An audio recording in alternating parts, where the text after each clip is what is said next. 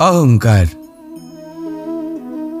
এ হলো ছোট একটা শব্দ, কিন্তু এর প্রভাব অত্যন্ত বৃহৎ হয়ে থাকে। আর সবথেকে বড় সমস্যা হলো মানুষ আজ অবধি বুঝতেই পারেনি যে এই অহংকারের বাস্তব রূপ কিরকম। কেউ একে গর্বের নাম দেন, কেউ একে আত্মসম্মানের নাম দিয়ে থাকেন, এবং কোথাও একটা এমন সময় চলে আসে যখন সময় এই অহংকারকে ভেঙে খান খান করে দেয়। আর তখন না গর্ব আপনাকে বাঁচাতে পারে, না আপনার আত্মসম্মান। এখন যদি আপনাকে উদাহরণ দিই, তাহলে যেখানে আপনি বসে আছেন সেই ঘরেই ওপরে তাকান, সেই ছাদের দিকে। যদি এই ছাদ অহংকার করতে থাকে যে দেখো, আমি তো সব থেকে উঁচু জায়গায় আছি, আমার চেয়ে ওপরে আর কেউ নেই, আমি এই ঘরে থাকা সমস্ত ব্যক্তিকে ছায়া প্রদান করি, যদি এই অহংকার এসে যায় তাহলে কি? একবার ভেবে দেখুন, যদি পরের দিন তার উপর আরও একটা তলা বানিয়ে দেওয়া হয় তাহলে কি? এই ছাদ, যার নিজের উঁচু হবার অহংকার ছিল, যে সব থেকে ওপরে ছিল, সে এবার পায়ের তলায় চলে এসছে। এটাই হয়ে থাকে। মনে কখনোই অহংকার পোষণ করবেন না। যদি মনের মধ্যে কিছু রাখতে চান তাহলে প্রেমের ভাব রাখুন, স্নেহ রাখুন।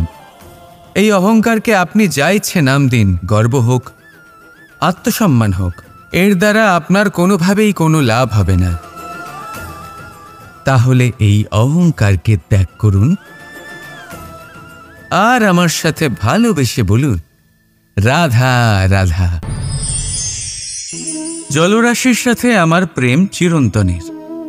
তা সে মথুরার যমুনা নদীই হোক বা দ্বারকার সমুদ্রই হোক। সমুদ্রের ধারে চলতে চলতে যখন সেই কোমল ঢেউ পা ছুঁয়ে যায়, আহা, ক্লান্তি যেন দূর হয়ে যায়। আমাদের মধ্যে একটা শক্তির জন্ম দেয়, মনকে উৎফুল্ল করে তোলে। সেই ঢেউয়ের বিষয় কি আপনারা কখনো ভেবেছেন? এই ঢেউই যখন তটে আসে, ছোট পাথরের সাথে ধাক্কা খেয়ে বিক্ষিপ্ত হয়ে যায়। আর এমন এক সময়ও আসে যখন এই ঢেউই এত ভয়ঙ্কর হয়ে ওঠে যে সবকিছু ধ্বংস করে দেয়, সবকিছু নষ্ট করে দেয়। এর একটা সারমর্ম রয়েছে, একটা অত্যন্ত গুরুত্বপূর্ণ শিক্ষা রয়েছে, যে কখনো কাউকে দুর্বল মনে করবেন না, কখনো না।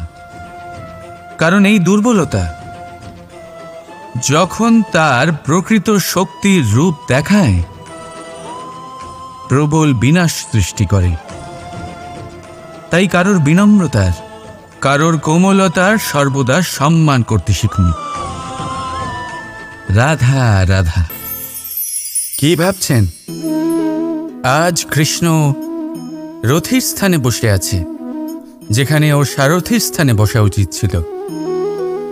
এটাই ভাবছিলেন তো? অনেক সময় এমন হয় যে আমরা যা দেখছি তা সত্যি হয় না। যেমন সূর্য। সূর্যকে আমরা দেখতে পাই কারণ তাকে দেখা যায়। তবে সত্যি হলো এটাই যে আমরা সূর্যকে দেখতে পাই কারণ আমরা সূর্যকে দেখি। এবার নিজের চোখ বুজে ফেলুন। এবার দিন না রাত কিছুই যায় আসে না। ঠিক সেইভাবে ধর্মস্থাপনের এই কাজে, ধর্মের এই পথে আমি সারথি নই, আমি হলাম রথী। আর আমি খুঁজে চলেছি সেই সারথি যিনি ধর্ম, কর্ম এবং ভক্তিতে পরিপূর্ণ। ধর্ম যা আপনাকে সঠিক পথে চালনা করে, কর্ম যা আপনাকে পরিশ্রম করায়, আর ভক্তি তাকে সেই পথ থেকে বিচলিত হতে দেয় না। আজ পর্যন্ত আমি সবার সখা ছিলাম, সবাইকে সঠিক পথে চালনা করতাম। এবার আমি খুঁজে চলেছি সেই ব্যক্তিকে যিনি আমার সখা হবেন আর ধর্ম স্থাপনের এই শুভ কাজে আমার সাথী হবেন।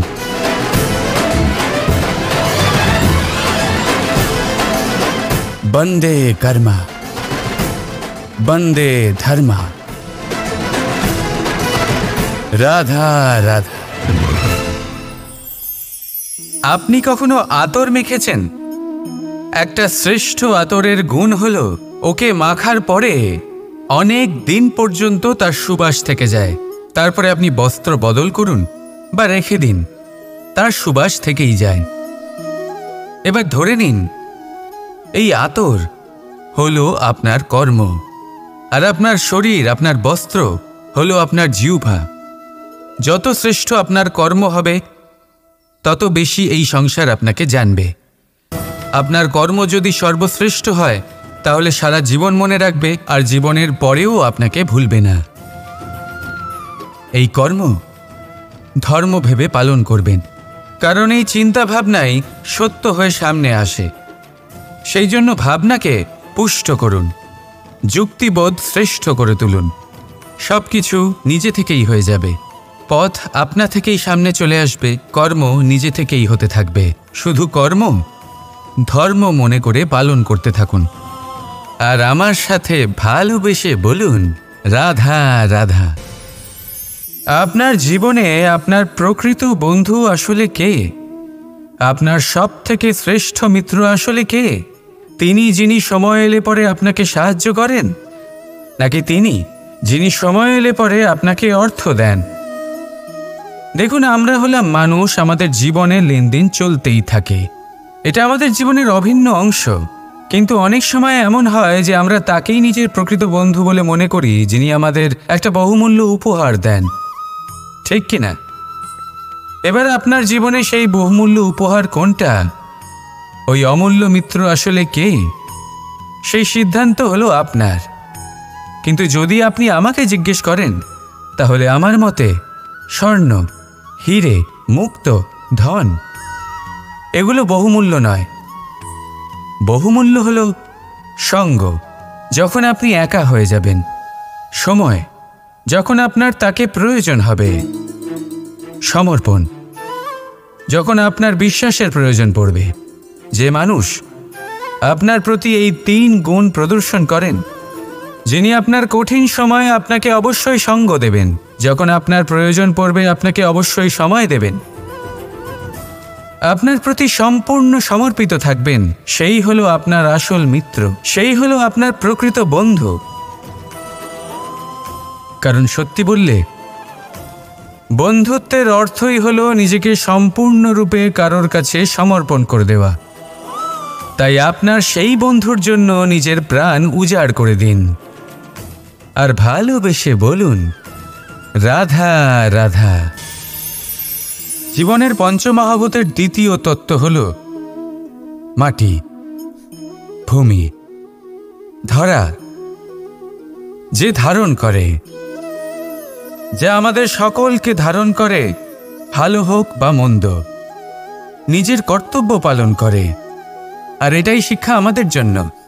আমাদেরকেও আমাদের সকল কর্তব্য পালন করতে হবে, তা সে আমাদের নিজেদের প্রতি হোক, আমাদের পরিবারের প্রতি হোক, সমাজের প্রতি হোক বা ঈশ্বরের প্রতি। এই শিক্ষা আমাদের মাটি দিয়ে থাকে, এ আমাদের পদতলে পিষ্ট হয়েও তার বদলে আমাদের বনস্পতি প্রদান করে। অগ্রসর হতে পদক্ষেপ নেওয়ার সময় আমরা পা দিয়েই ধরিত্রীকে পিছনে ঠেলি, কিন্তু এই মাটি আমাদের ঘৃণা করে না, সে আমাদের পরবর্তী পদক্ষেপের জন্য অপেক্ষা করে আর স্বাগত জানায়।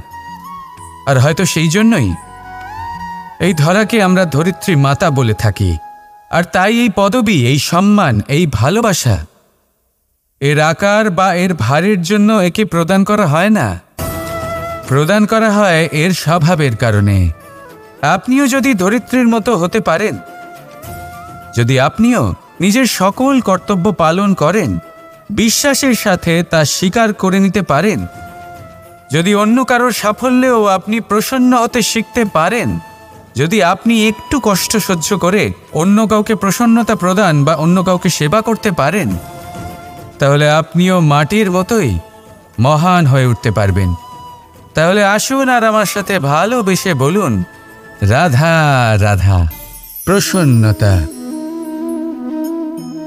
এমন এক অনুভূতি যা আমরা সকলে পেতে চাই, এবার এটা ভেবে দেখুন যে আমরা আমাদের প্রসন্নতার জন্য অন্য কাউকে দায়ী কেন করি। আজও এরকম কিছু করেছে, ওর জন্য আমি দুঃখী হয়ে আছি। আজও এমন কিছু করলো যার ফলে আমার মন প্রসন্ন হয়ে উঠল। না, আপনাকে স্পষ্ট করে একটা কথা বলে দিই, আপনার প্রসন্নতা না শুধু আপনার নির্বাচন, না শুধু আপনার হাতে রয়েছে, বরং আপনি নিজের প্রসন্নতাকে নিজেই আকৃষ্ট করেন। এই ফুলগুলিকে দেখুন, এই ফুল এর সুগন্ধ ছড়ায়, আর এই ফুল নিজের দিকে কীটপতঙ্গদের আকৃষ্ট করে। এবার দেখুন কীটপতঙ্গ কাদের আকৃষ্ট করে? গিরগিটি বা ব্যাঙ, এরকম কিছু প্রাণীদের। এবার এই যে ফুল, কীটপতঙ্গের জন্য এই যে ফুল, তার বিকাশ হয়, এ আরও প্রস্ফুটিত হয়, ওর বংশ আরও বৃদ্ধি পায়। তাই এর তাৎপর্য হল সহজ, ফুল উচিত ব্যক্তিকে নিজের দিকে আকৃষ্ট করে। এবার কীটপতঙ্গের কথা বললে তারা কাদের আকৃষ্ট করে? তাদেরই, যারা তাদেরই শিকার করবে, খাদ্যরূপে গ্রহণ করবে। এবার কাকে আপনি নিজের দিকে আকৃষ্ট করতে চান তার নির্বাচন আপনারই। আপনি কি প্রসন্নতাকে নিজের দিকে আকৃষ্ট করতে চান নাকি অপ্রসন্নতাকে করতে চান তার নির্বাচন আপনারই। আপনি জীবনে যা কিছু পাবেন, সুখ দুঃখ, আশা নিরাশা, প্রসন্নতা অপ্রসন্নতা, সবই হলো আপনারই নির্বাচনের পরিণাম। তাহলে সঠিক নির্বাচন করুন আর আমার সাথে ভালোবেসে বলুন, রাধা রাধা। আপনি জীবনে কি হবেন সেটা আপনার পরিশ্রম, আপনার নিরন্তর প্রয়াস আর আপনার নির্বাচিত দিশার উপর নির্ভর করে না। এটা নির্ভর করে আপনার সঙ্গতির ওপরেও। এই সঙ্গতি যা হলো অত্যন্ত গুরুত্বপূর্ণ। প্রকৃতিও আমাদের এটাই শেখায় বিভিন্ন উদাহরণ দিয়ে। যদি আপনাকে একটা উদাহরণ দিই, কখনো বাতাসের প্রবাহ লক্ষ্য করবেন। এই বাতাসের প্রবাহ যখন কোনো পুষ্পকে স্পর্শ করে, সেও সুগন্ধে পরিপূর্ণ হয়ে যায়। এই বাতাসের প্রবাহ যখন কোনো নালীর উপর দিয়ে প্রবাহিত হয়, তখন সেও সুগন্ধহীন হয়ে যায়। এই সঙ্গতির প্রভাব যা মানুষকে কোথা থেকে কোথায় নিয়ে যেতে পারে আপনি জানতেও পারবেন না। এ হলো সঙ্গতির প্রভাব, যেখানে চানার সাথে গুড়ও মিশে যেতে পারে। এ হলো সঙ্গতিরই প্রভাব, যেখানে একটা সাধারণ পাথর স্বর্ণের সাথে মিশে গিয়ে একটা রত্নে পরিণত হতে পারে। তাই এই সঙ্গতির বিষয়ে বিশেষ খেয়াল রাখবেন। আপনি কার সাথে মিশছেন, কি বলছেন, কি শিখছেন, আপনার অস্তিত্বের ওপর তাদের কি প্রভাব পড়ছে সব লক্ষ্য করবেন। আর আমার সাথে ভালোবেসে বলবেন, রাধা রাধা। এই সংসারে যেই জন্মগ্রহণ করে কিছু না কিছু অবশ্যই শেখে, এবং তার জন্য থাকে তার গুরুর অবদান। এবার এই গুরু কে হবেন তা আমরা নির্বাচন করি। হয়তো তিনি আমাদের মাতা পিতা হতে পারেন, হয়তো বন্ধু হতে পারেন, হয়তো দাদাও হতে পারেন, আদর্শ হতে পারেন, বা হয়তো গুরুকুলের শিক্ষাকর্তা গুরুও হতে পারেন। এবার সংসারের এমন কিছু জিনিস আছে যা জগতের কোনো গুরুই শেখাতে পারবেন না, তা আপনাকে সময় শিখিয়ে দেবে। কারণ এই সংসারে সময়ের থেকে বড় গুরু আর কেউ হয় না। এবার সময় আর গুরুর মধ্যে একটা সাদৃশ্য আছে আর একটা তফাতও আছে। সাদৃশ্য হলো যে সময় আর গুরু দুজনেই আপনাকে শেখায়। তফাতেই যে গুরু প্রথমে আপনাকে শিক্ষাদান করে, তারপর আপনার পরীক্ষা নেন। সময় প্রথমে আপনার পরীক্ষা নেয়, তারপর আপনাকে শিক্ষা দেয়। এবার শিক্ষা লাভ করে পরীক্ষা দেওয়া আর পরীক্ষা দিয়ে শিক্ষা লাভ করা, এই দুই ভিন্ন বিষয়। আর সব সময় মনে রাখবেন, এই সময়ের থেকে আপনি যা শিক্ষা লাভ করবেন তা সব সময় যত্ন করে আপনার কাছে রেখে দেবেন। কারণ সময়ের থেকে বড়, সময়ের থেকে দামি, সময়ের থেকে অত্যন্ত আধুনিক আর কোনো গুরু নেই। রাধা রাধা। এই পাত্র দেখছেন আপনারা, কি সুন্দর! এটা জলকে শীতল রাখে আর ঘরকে সুন্দর। এবারে ভাবুন, যদি এই পাত্র আমার হাত থেকে পড়ে যায়, তাহলে ভেঙে গেল, তাই না? এবার কি হবে? আপনি বলবেন সহজ ব্যাপার, আরও একটা পাত্র কিনে নাও, 1 মুদ্রায় পেয়ে যাবে। এই পাত্রের বাস্তবিক মূল্য আপনি যদি জানতে চান, তাহলে সেই কুম্ভকারকে জিজ্ঞাসা করুন, যিনি এই পাত্র বানিয়েছেন। কতটা পরিশ্রম করতে হয়েছে ওনাকে তা জিজ্ঞেস করুন। সর্বপ্রথম তিনি সেই মাটি মেখেছেন, তারপর তাকে চাকায় বসিয়ে গঠন করেছেন, তারপর কতবার চেষ্টা করে তাকে সঠিক আকার দিয়েছেন, তারপর আগুনের তাপে পুড়িয়ে তাকে কঠিন বানিয়েছেন, তারপর রং করে তাকে সাজিয়ে আমাদের সামনে প্রস্তুত করেছেন। এত পরিশ্রম দ্বারা তৈরি এই পাত্র আমরা স্বল্প দামে নিজের করে নিলাম। এটাই হয় পরিবারের সাথেও। অনেক সময় মানুষ আবেগের বশে, স্বার্থের কারণে এই পরিবারকে ভেঙে ফেলে। কখনো ভেবেছেন সেই মাতা পিতার বিষয়, যারা সেই পরিবারকে গড়ে তুলেছেন, তাকে আগলে রেখেছেন, পালন পোষণ করেছেন? কখনো ভেবেছেন সেই বিষয়ে?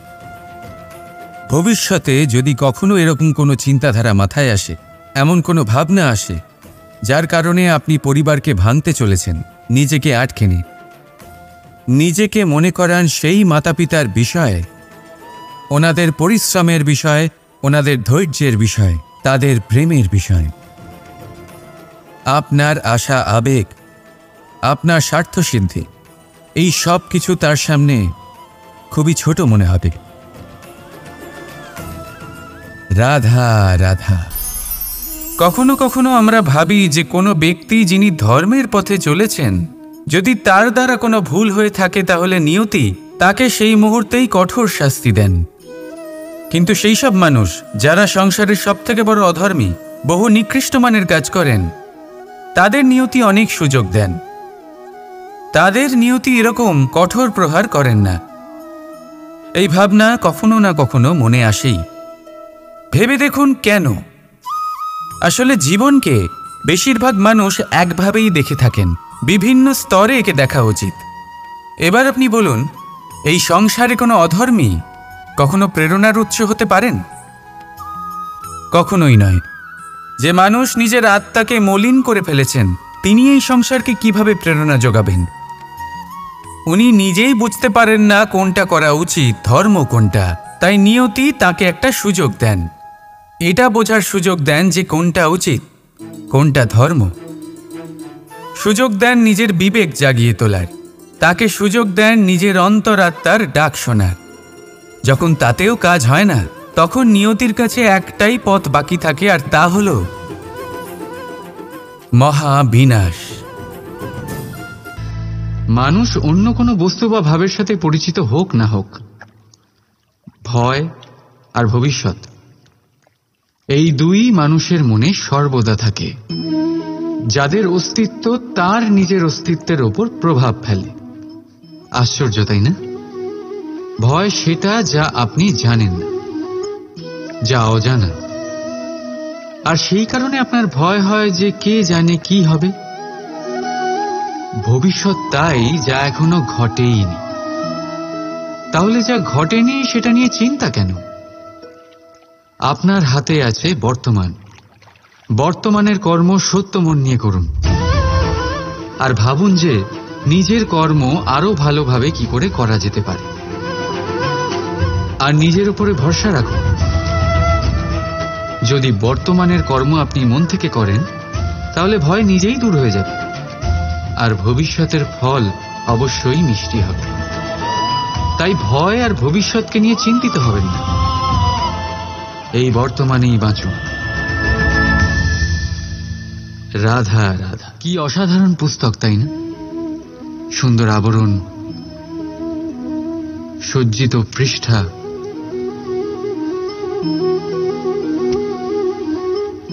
কিন্তু একে কি সত্যি অসাধারণ পুস্তক বলে গণ্য করা যায়? এটাতে যা লেখা আছে তা কি সত্য, প্রেরণাদায়ী, আমাদের জন্য মূল্যবান?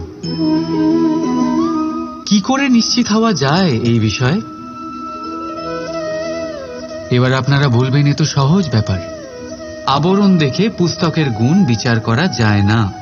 তার জন্য আপনাকে সেটা পড়তে হবে, সেটা বুঝতে হবে, সময় দিতে হবে, তাই না? একদম ঠিক ভাবছেন আপনারা। আশ্চর্য বিষয় হলো এইটাই, একটা পুস্তকের ব্যাপারে আপনারা এই সব কিছু জানেন, কিন্তু কোনো ব্যক্তির ব্যাপারে আপনারা এইসব কথা নিয়ে একদম ভাবেন না। ব্যক্তির মূল্যায়ন তার বস্ত্র দিয়ে, তার শারীরিক রূপ দিয়ে বা তার সৌন্দর্য দিয়ে করা যায় না। তার জন্য আপনাকে সেই ব্যক্তির মন পড়তে হবে, বুঝতে হবে, তাকে সময় দিতে হবে। কিন্তু আমরা কি করি? গঠন, রং আর সৌন্দর্য দেখে আকৃষ্ট হয়ে যাই, সেটাকে প্রেম ভেবে বসি। আর প্রত্যেক দিন কাউকে না কাউকে এটা বলতে শোনা যায় যে তার প্রেম কাহিনী সফল হল না, সে প্রতারিত হয়েছে। কিন্তু এতে দোষ আর কারণ নয়, স্বয়ং আপনার। আপনি সেই ব্যক্তিকে সময় দেন, আপনি সেই ব্যক্তির বিচারধারা পরখ করেন। প্রেম কিছু মুহূর্তে তৈরি হওয়ার রন্ধন নয়, এর স্বাদ আস্বাদন করার জন্য আপনাকে জীবনভর সময় দিতে হবে। তাহলে সময় দিন, একে অপরের রূপকে নয়, আত্মাকে চিনুন। আর অতি অবশ্যই মন প্রসন্ন হয়ে বলে উঠুন, রাধা রাধা।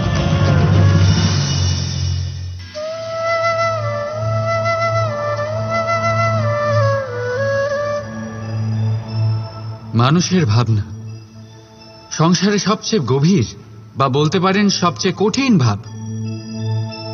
কখন কি ঘটে যাওয়ার পরে এই মন কি ভেবে বসবে এটা বলা অসম্ভব। আর আমাদের এই ভাবনা অনেক সময় আমাদের মনে হীন চিন্তা নিয়ে আসে। আমরা সবসময় আমাদের ওপরের শ্রেণীর লোকেদের লক্ষ্য করি, তাদের জীবনের বিশ্লেষণ করি, আর তারপর নিজেকে হীন মনে করি। ও কত ধনশালী, ও কত বলশালী, আর আমার কাছে তো কিছুই নেই, আমি নিঃস্ব, আমি হীন, এই সংসারের জন্য আমি কিছুই নই। মনে হয় না এরকম? কিন্তু আসলে তা নয়। আপনার কাছেও অনেক কিছু আছে, পরখ করে দেখে নিন।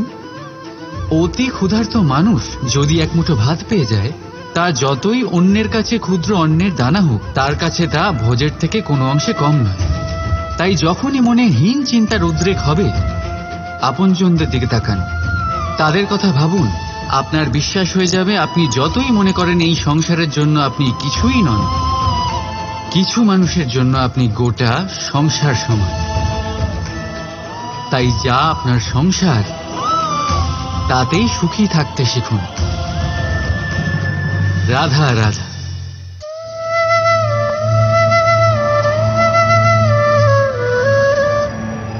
আশ্চর্য হচ্ছেন না আপনারা যে আমি কি করছি, কি লিখছি? দেখতে চান? এবার আপনারা ভাবছেন আমি মাটিতে মাটি কেন লিখছি। এর পেছনে একটা বড় কারণ আছে, কিন্তু সেটা বিশ্লেষণ করার আগে আমাকে একটু জলের ওপর জল লিখতে দিন।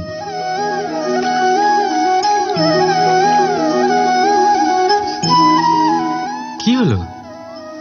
যেটা আমি লিখলাম সেটা দেখা যাচ্ছে না কেন? তাহলে এবার শুনুন আপনাদের প্রথম প্রশ্নের উত্তর।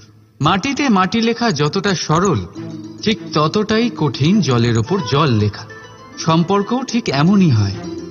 তৈরি করার সময় মাটিতে মাটি লেখার মতো সরল, আর পালন করার সময় জলের ওপর জল লেখার মতো কঠিন। এবার প্রশ্ন এটাই হলো, জলের ওপর জল কি করে লেখা যায়?